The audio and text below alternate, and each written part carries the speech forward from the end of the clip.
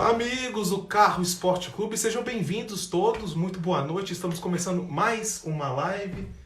Tenho o prazer em anunciar que a nossa live vai ser muito divertida. Vou falar de um assunto que eu gosto muito, além de carros, falar também de viagens com um casal muito gente boa, que eles estão rodando as Américas aí, sobre 4 rodas. Tudo bom, pessoal? Olá, Marcelo, tudo bem? Tudo bom, Glória? Graças a Deus. E com vocês aí? Você, Renato, como é que vocês estão? Tudo bem por aqui também. Ansiosos para retomar a vida na estrada, mas estamos bem. Ah, pois é. Todo mundo que adora viajar, que gosta de viajar, deve estar riscando nas paredes, igual presidiário, o dia para poder voltar à estrada, né? Ou para o aeroporto, ou para a rodoviária, qualquer lugar quer pôr o pé na estrada, né? Com Exatamente. certeza. A gente já está aqui ansioso para conseguir voltar, mas temos que aguardar, né? Temos que viajar com segurança, com certeza, né? Sim.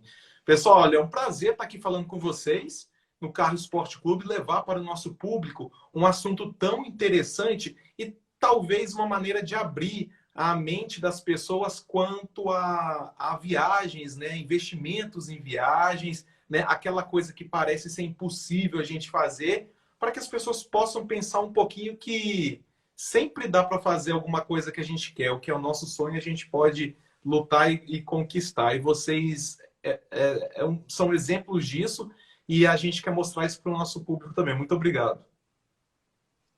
Mas conte conosco aí para quebrar um pouco de mitos, de barreiras, para abrir um pouco desmistificar esse universo da vida nômade, né? Da vida da estrada. Estamos aqui abertos às perguntas. Isso Isso, mesmo. Então, para vamos contar, apresentar. Pois não, Renato, pode falar. vamos contar um pouco da nossa história aí, né? Vamos Desses sim, últimos 5 anos que a gente viajou pelas Américas aí. com certeza. E tem novidades aí, eles estão lançando um livro super legal, nós vamos falar dele daqui a pouco, mas já tem muita gente chegando aqui. A Alessandra mandando mensagem aqui. Boa noite, Alessandra, falando que a Sprinter é um show. O pessoal aqui mandando parabéns pela live, muito obrigado. E Thiago Ventura também aqui, meu parceiro aqui no Carro Esporte Clube, também aqui presente, todo mundo. Bom, pessoal, vou apresentar então rapidamente o casal aqui, Renato e a Glória. Eles são jornalistas de Belo Horizonte, inclusive trabalhamos juntos no Jornal Estado de Minas. E a Isso. Glória também trabalhou na Editora Abril, na revista Veja, Veja BH. E eles resolveram cair na estrada com uma Sprinter. Eles montaram um motorhome na Sprinter e percorreram todo o Brasil, todos os estados brasileiros. Depois foram para a Patagônia, para Ushuaia, lá no Cone Sul, a região mais austral do mundo. E depois tomaram rumo para o norte até chegar ao Alasca. Nós vamos conversar então sobre essa aventura. Que aventura vocês fizeram? Quantos dias para ir? Vou começar com essa pergunta. Quantos dias para ir de Ushuaia até Anchorage? Vocês chegaram até lá, né, na capital do Alasca? Não tem jeito de mensurar os dias assim. Nós demoramos 5 anos, né? Mas a gente viajou bem devagar, porque a nossa ideia não era fazer uma corrida, né? A ideia Sim. era justamente conhecer as culturas, conhecer as pessoas, conhecer os lugares, conseguir fazer belas imagens, a Glória conseguir pegar boas histórias. A nossa ideia nunca foi bater a meta, né? De ir aos dois extremos das Américas. A nossa ideia era desfrutar o caminho, né? Mostrar aí e descobrir que entre o ponto de partida e entre o ponto de chegada tem um infinito de possibilidades. Então a gente gastou bastante tempo para explorar este caminho. Sim, até porque há um universo entre os dois polos, né? Entre o Polo Sul e o Polo Norte, você tem ali um mundo para descobrir, né? Exatamente, são muitas e muitas paisagens, muitas culturas, muitas histórias, muitos personagens, então a gente não queria fazer nada atropelado, né? Nada correndo. E aí a gente foi nesses 5 anos, né, que a gente começou a viagem pelo Brasil de carro e depois descemos aí a Patagônia e fomos até o Alasca num ritmo lento que nos permitia, né, desfrutar das paisagens, recolher boas histórias para o nosso Instagram, para nossa coluna semanal na Rádio CBN e para os nossos filhos aqui, né, que são livros que daqui a pouco a gente vai falar deles. Vamos mostrar isso, sim. Inclusive, assim, vocês tiveram toda a experiência de montar, né, o carro, montar, fazer a casa dentro. Inclusive, o Renato fez uma garagem para a moto dele. Sensacional, uma coisa que eu nunca tinha visto em motorhomes. E mais cedo nós colocamos no Instagram a apresentação da live, né, o convite da live, e muita gente começou a mandar pergunta. Uma pergunta me chamou a atenção, que foi do Raul. Ele quis saber se no meio do caminho vocês encontraram pessoas que usam fazer essa viagem com veículos normais, não motorhomes, mas que usam aquelas barracas no teto do carro. Vocês já viram isso? Já experimentaram? Ele quer saber sobre isso, que ele falou que a ideia dele é fazer no carro normal dele uma viagem assim, num carro convencional, e instalar essa barraca de teto, que tem escadinha para subir. Vocês viram muita gente fazendo isso? Vimos, com certeza. Inclusive, foi interessante que até o André, o projeto dele chama Vem Conosco, né? O que eles fizeram? Eles montaram essa barraca em cima de uma Land Rover e percorreram. Nós encontramos com eles umas 15, 16 vezes ao longo das Américas, assim, foi muito interessante. E eles faziam justamente isso, tinham uma barraca de teto e dormiam, eles tinham a vantagem de conseguir dormir dentro do carro também. Aí alternavam ou dentro do carro ou na barraca de teto. Mas tem várias opções aí com carros normais. É claro que a gente que adaptou o Sprinter, a gente ganha em conforto e em espaço muito. A gente consegue ficar de pé dentro do nosso carro. A gente tem uma cama de casal dentro do carro. A gente tem banheiro com chuveiro de água quente. A gente tem um vaso sanitário. A gente tem fogão convencional de 4 bocas e forno. A gente tem a garagem que levamos moto e 2 bicicletas. Isso tudo dentro da carroceria de um Sprinter. Então, a Sprinter nos permitiu essa versatilidade, esse espaço e esse conforto que, claro, num carro, né, normal é mais difícil. Mas fala para o Raul aí para ele não desanimar, não. Que nós conhecemos, inclusive, gente viajando as Américas sem barraca.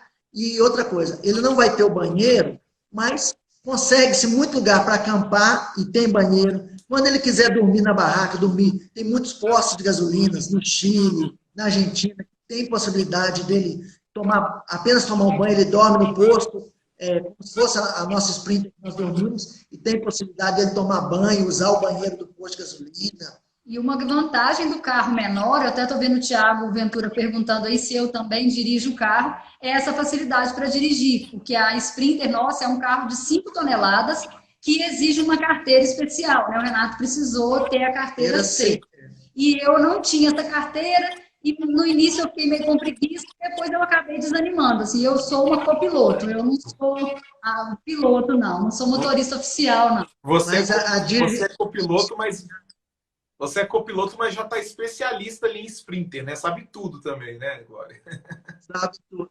E a dirigibilidade da Sprinter é muito fácil. O câmbio dela é muito macio e ela muito confortável, o assento. Então, uma pessoa qualquer, é como se dirigisse um carro maior um pouco. Ela é muito tranquila de se dirigir. Eu consigo dirigir, mas eu não tenho a carteira. Então, eu evito, mas numa emergência é super fácil. Sim. Até o João da Pizza também mandou uma pergunta aqui, um abraço para ele, para o João. E o outro João também, aproveitando a pergunta, são parecidas. O João Teixeira, João Paulo, mandar um abraço aqui também para o João Paulo. Um abraço para você, João Paulo. Obrigado pela presença aqui na live. Vocês acham que financeiramente vale a pena montar um motorhome mesmo viajando sozinho? Ou o motorhome é um veículo só para quem está viajando em casal ou em família? Porque a gente sabe que muita gente leva crianças, né, também. E a pergunta do João da Pizza é sobre o planejamento financeiro. Como planejar para cair na estrada sem data para voltar? Olha, eu acho que o carro, ele é perfeito para a família, ele é perfeito, mas até para uma viagem sozinho, né? Se você estando desacompanhado ali, ele também é uma opção muito econômica, porque o motorhome reúne em um único espaço, ele reúne a cozinha, o hotel, né? Você tem onde dormir, onde comer e o seu meio de deslocamento. Então, isso te dá uma liberdade e uma flexibilidade muito grande e, além de tudo, é uma economia imensa, porque você dorme, né, por um custo baixo, você consegue se alimentar pelo preço de supermercado e não de restaurantes e te dá essa tranquilidade, assim, de estar muito próximo dos lugares. A gente, né, como a gente comentou ontem na prévia que a gente fez, né, Marcelo, a gente tem paisagens incríveis da janela a gente já parou o motorhome nos lugares mais... A gente estava, a nossa última parada, né? Agora o motorhome ficou em Nova York e a gente veio para o Brasil para, né, fugir aí um pouquinho dos problemas da pandemia. A gente ficou mais de 2 semanas estacionado do lado do Central Park. Né? Quando a gente estava em São Francisco, a gente ficou nos pés da Golden Gate. E isso, assim, tudo, em Cusco, no Rio de Janeiro, a gente ficou aos pés do Cristo Redentor. Então, na Patagônia, em Ushuaia, você consegue ficar no porto ali estacionado, então você fica com uma localização de hotel 5 estrelas, viu? Sim, lógico. Né? Esse planejamento financeiro, ele exige, é o que a gente comenta, né? Assim, a gente encontra com pessoas na estrada viajando com todos os tipos de orçamento possíveis.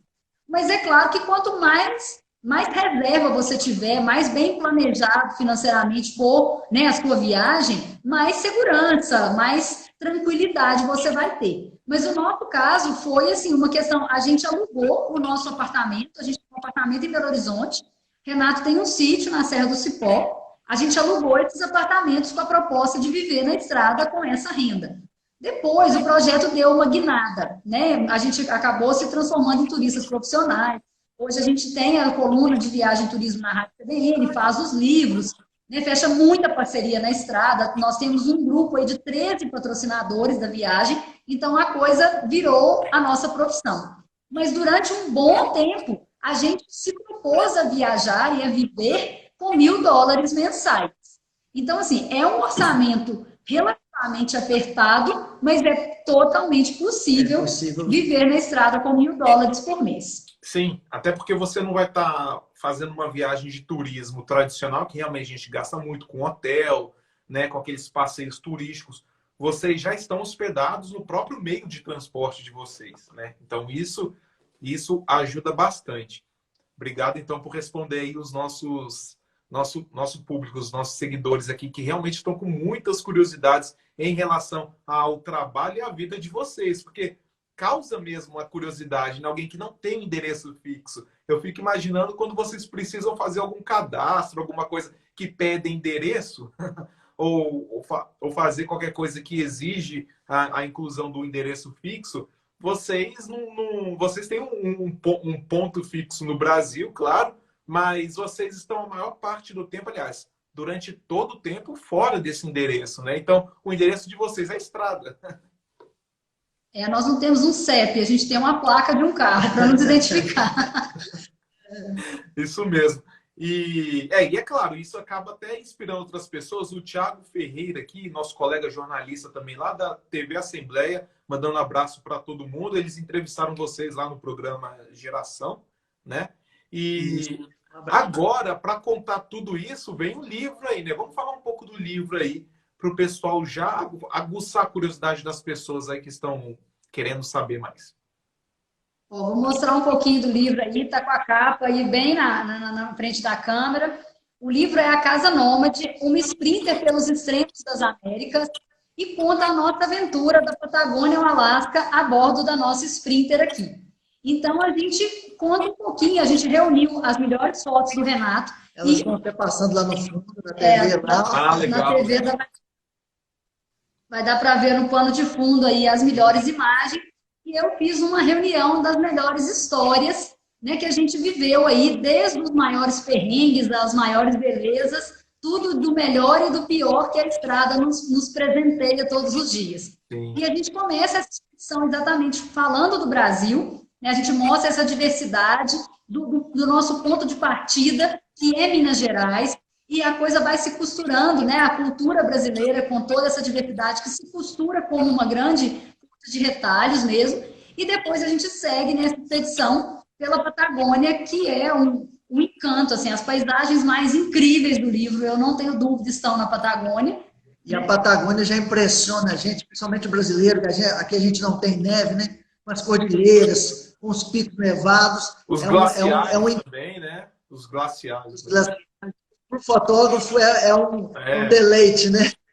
E foi onde a gente começou, de verdade, eu acho que a beber da água desse espírito nômade tão aventureiro. Porque até então a gente pensava só em viajar e curtir as paisagens. Mas à medida que a coisa foi se profissionalizando, a gente começou a fechar muita parceria com agências de viagem.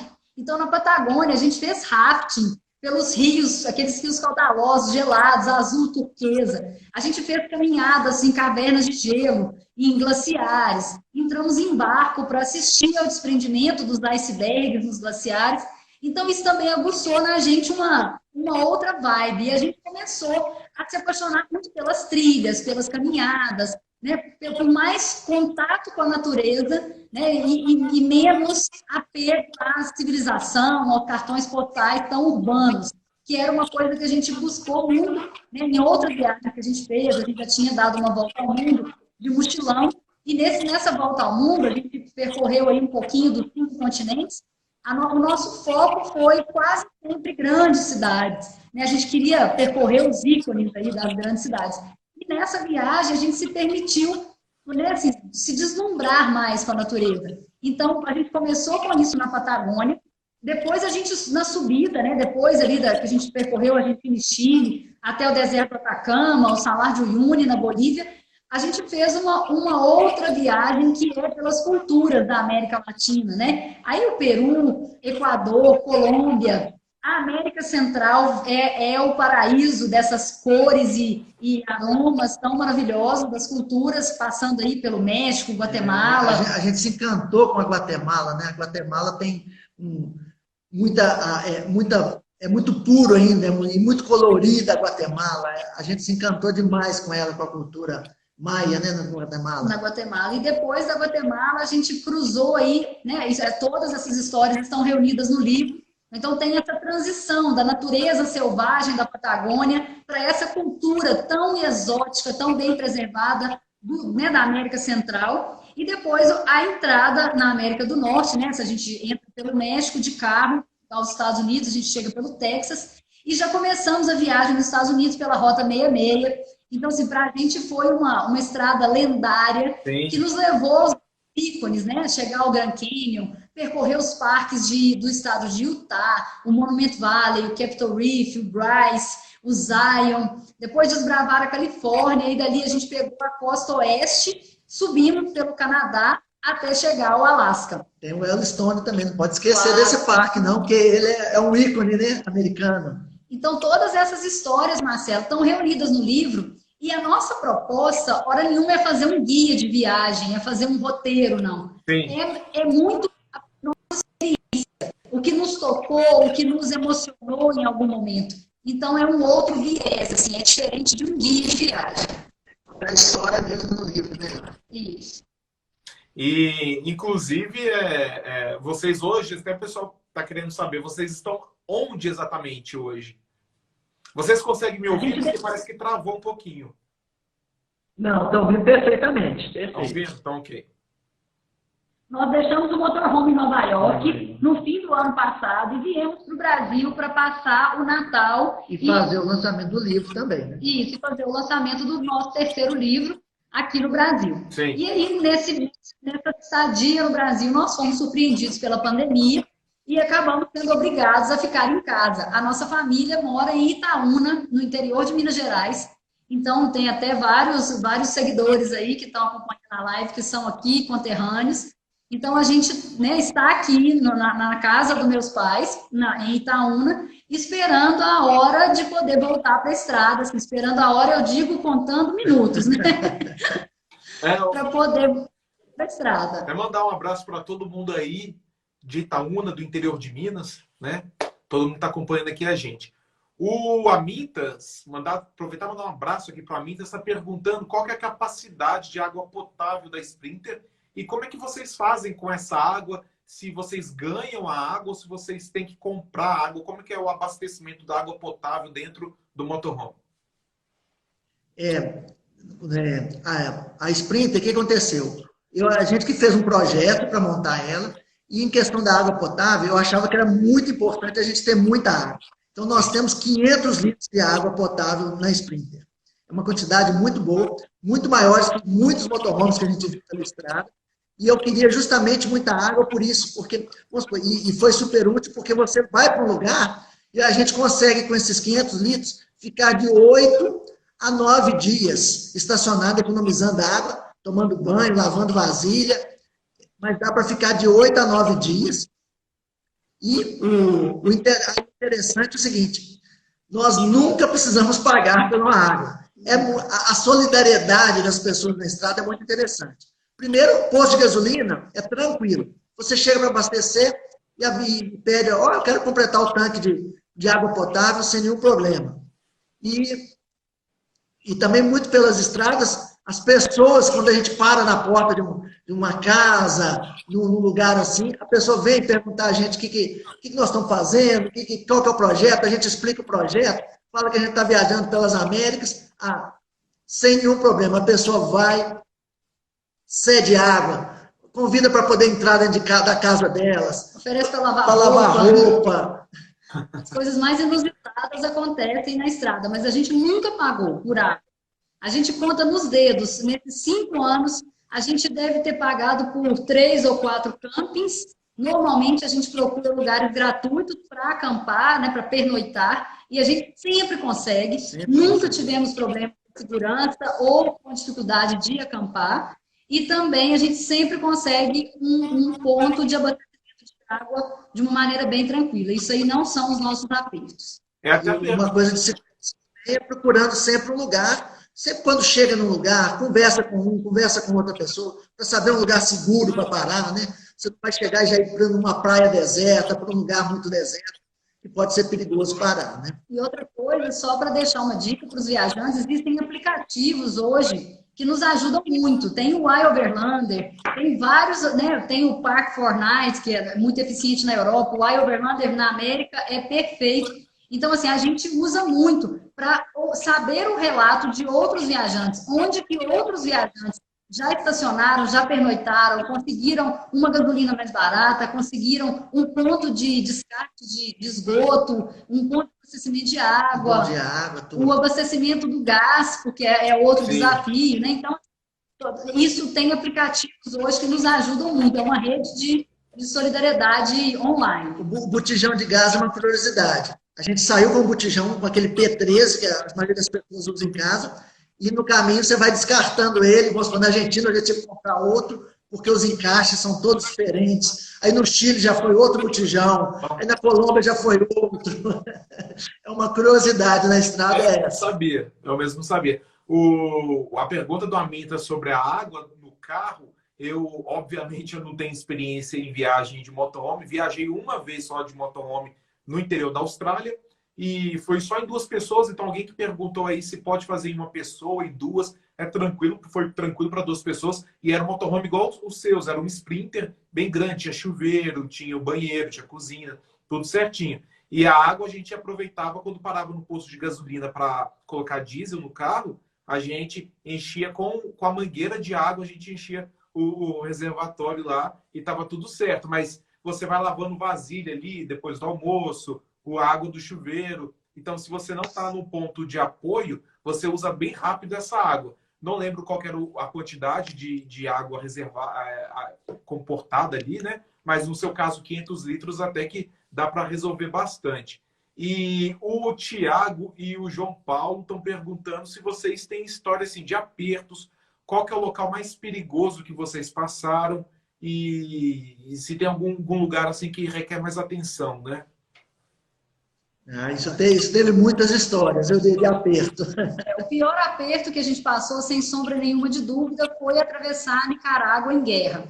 Né? A gente, é uma curiosidade que os viajantes têm, né, com relação à América Central, se a América Central é segura, se não é.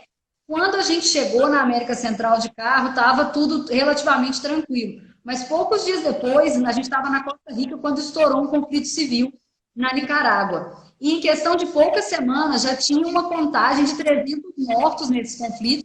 E a principal ação era o bloqueio de estradas. Eram grupos, guerrilhas e grupos armados que bloqueavam as estradas. Então a gente imaginou ficar de 20 a 30 dias na Costa Rica e seguir viagem. A gente acabou ficando mais de 50 dias na Costa Rica, esperando as coisas se acalmarem. Não se acalmaram. Não, e a gente acabou tendo que fazer um comboio, a gente cruzou. Interessante, aí o que ajuda a tecnologia, né? E o grupo de WhatsApp dos viajantes que estão viajando pela América, que a gente participa, a gente colocou, descobrimos um casal de francês, mais um casal de argentino. O francês estava viajando com o filho em um motorhome, e o casal de argentino, é interessante, estavam viajando em um carro comum pequeno e ainda levavam o cachorro. Ó. Aí, tá Aí vendo, fizemos pessoal? É possível, tá vendo? Basta querer. Fizemos comboio e atravessamos em comboio lá a Nicarágua. Mas a travessia foi segura, mas foi tensa, né? Assim, a gente Teve arma apontada na cabeça. Foi seguro pelo fato até de vocês estarem em comboio, né? Vocês fazerem essa travessia em comboio. Dá mais segurança do que fazer ela sozinho, né?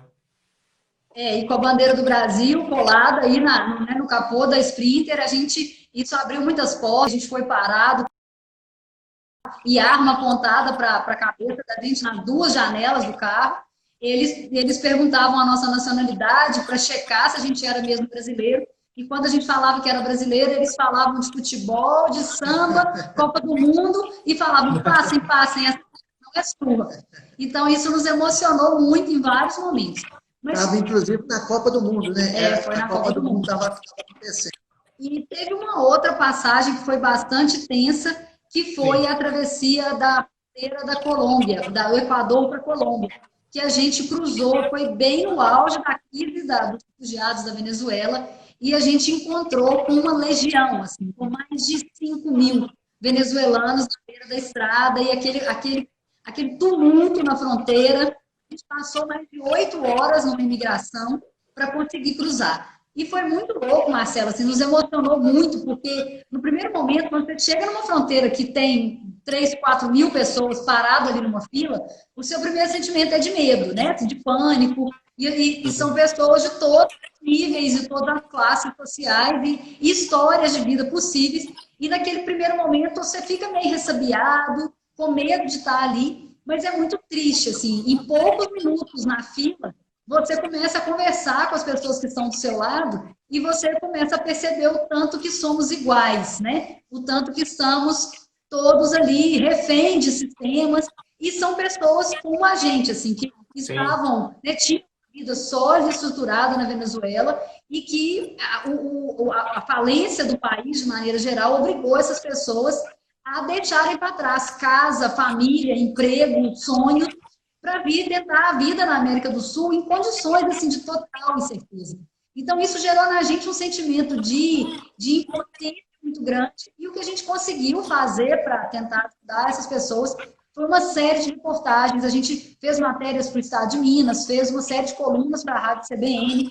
Essa história dos refugiados está no nosso livro aqui, a gente relatando um pouco desse drama, né, dos refugiados, que mais uma vez traz à tona essa história. Assim, a gente vê que somos todos iguais, estamos no mesmo mar, mas não estamos no mesmo barco, né? Cada um tem uma história de vida muito diferente. Então, tocou muita gente. Assim, foi a parte da viagem que foi mais humanamente, assim, foi que mais tocou a gente, viu, Marcelo?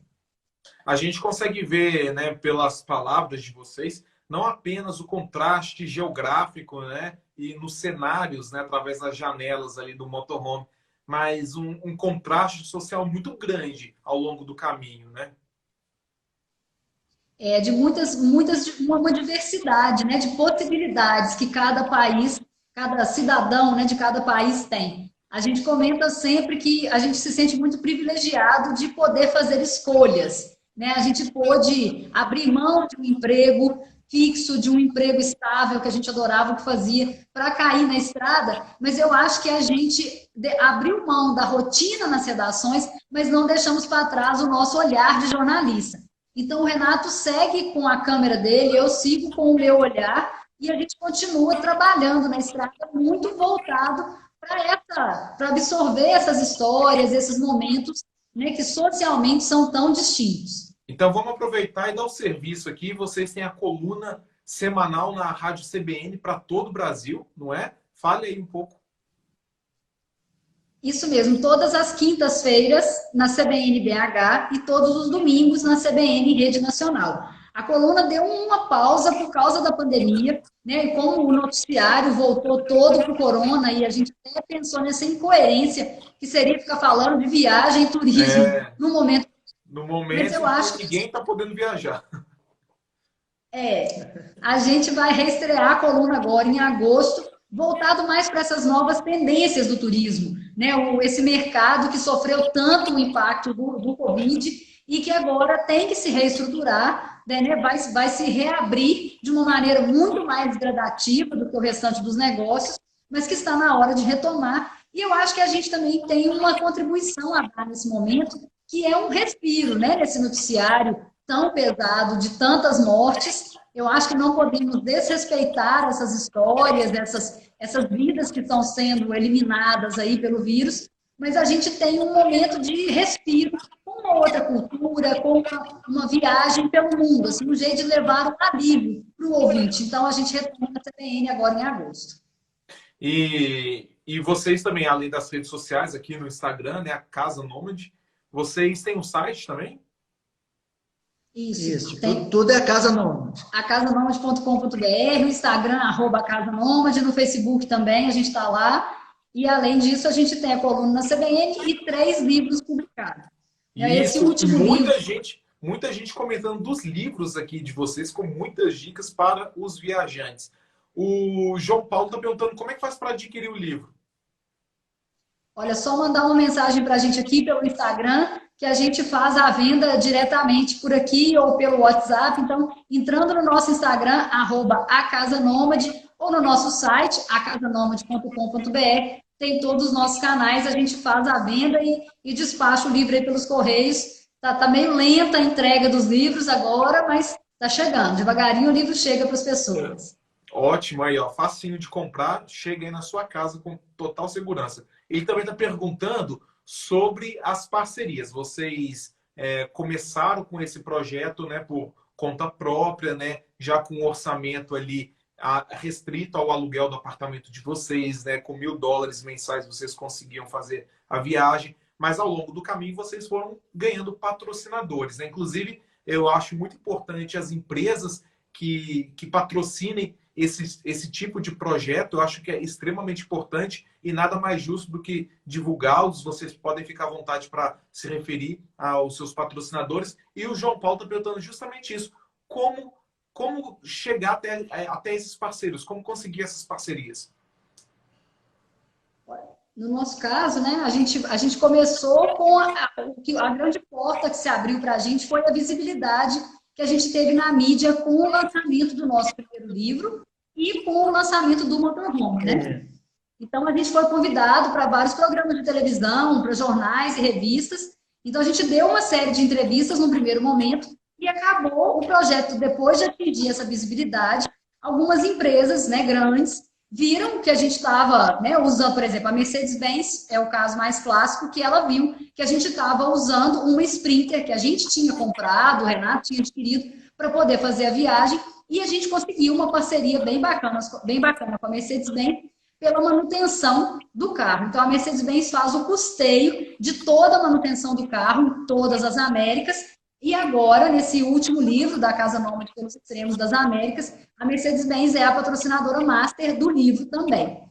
E ao longo do caminho, a gente foi arrebanhando aí grandes parceiros, né? Um dos mais significativos... Que são todos muito importantes para a gente. Você vai falar do chip agora? Exatamente, o que nos permite trabalhar em qualquer lugar do mundo. A gente tem o chip MySimTravel, que é importantíssimo. A gente tem uma conexão de internet de alta qualidade, de alta velocidade, em qualquer lugar do mundo. Então, a gente tem com eles um sistema de permuta, que eles nos dão essa conexão e ligação ilimitada. Eu faço as minhas colunas lá do Alasca, assistindo a Aurora Boreal. Então, o MySimTravel é fundamental. Agora, um parceiro novo que entrou, que é a Avante, aceleradora de fluência, né? Uma escola de inglês que tem uma proposta totalmente ousada, personalizada. A gente está fazendo um curso para melhorar a nossa fluência, porque o próximo, né, o retorno à estrada aí no próximo semestre, promete grandes desafios para a gente. A gente vai fazer uma exposição fotográfica em Nova York, o lançamento do livro.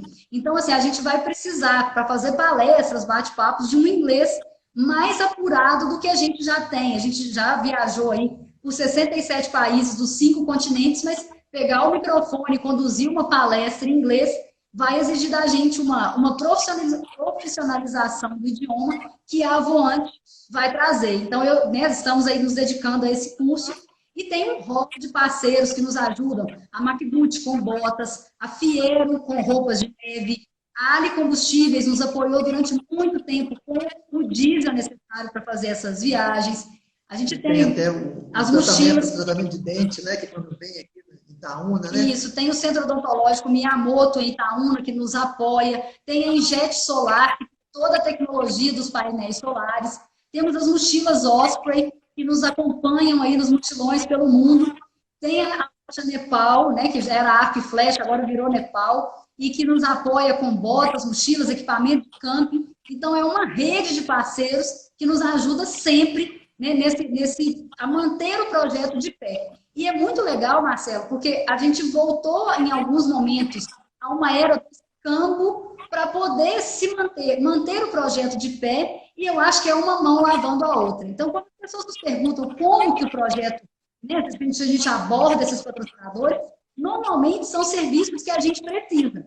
Por exemplo, o Centro Odontológico Miyamoto, eu precisava fazer uma correção, né, estética e de saúde bucal. Eu procurei um tratamento e fiz a proposta pelo Invisalign, coloquei um aparelho invisível no Centro Odontológico Miyamoto e a gente faz uma parceria. Com a Avoante Escola de Inglês, a mesma coisa. O Mais Sim Travel, a mesma coisa. Então, nem todos os patrocinadores nos dão dinheiro. Sim. A maioria deles são produtos ou serviços em troca da divulgação.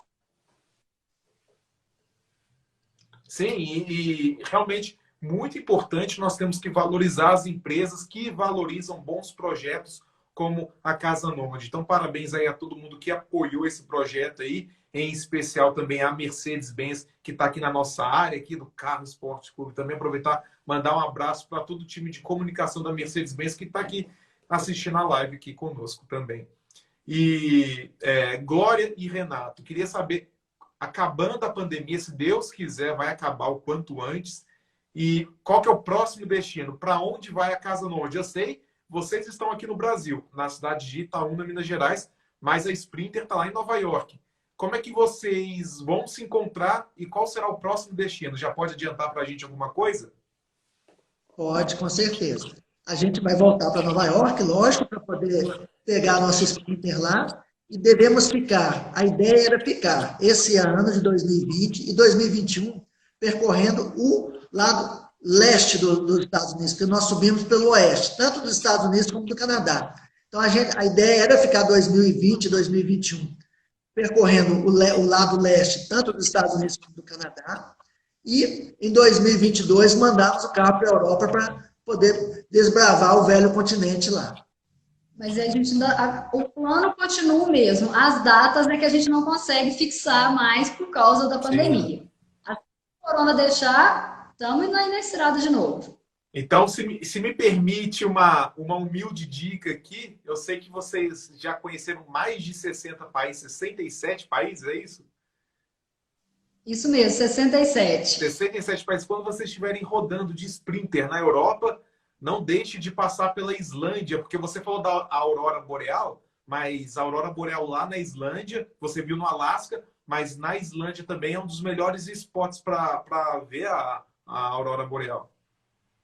Ah, tá no topo da nossa lista de desejos aí. Aliás, a Aurora Boreal era um grande sonho, né? Quem acompanha a gente aí pelo Instagram, @casanômade, quem adquiriu o livro vai ver que a Aurora Boreal tem um espaço especial na nossa vida, porque aquele balé de luzes e cores no céu é uma coisa que realmente eu acho que não se pode correr sem ver.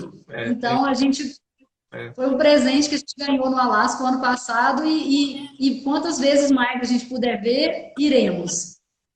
Quando a gente conversou mais cedo, vocês falaram que no verão, no Alasca, vocês encontraram vários carros emplacados no Brasil, lá no Alasca, né? Pessoas que pegaram a estrada e chegaram no Alasca de carro.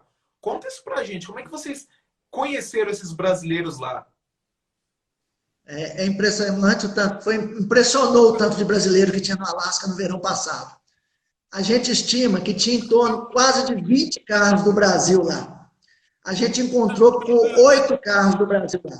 E o aplicativo, de novo, nos ajuda a encontrar, inclusive o casal da Land Rover que nós encontramos lá na Patagônia, encontramos de novo no Alasca, e É muito legal como que a internet hoje faz essa conexão, né? Existe um grupo de viajantes, inclusive fica a dica aí também, para quem está montando o motorhome, para quem já está na estrada. Esse grupo se chama Na Estrada, é um grupo de WhatsApp.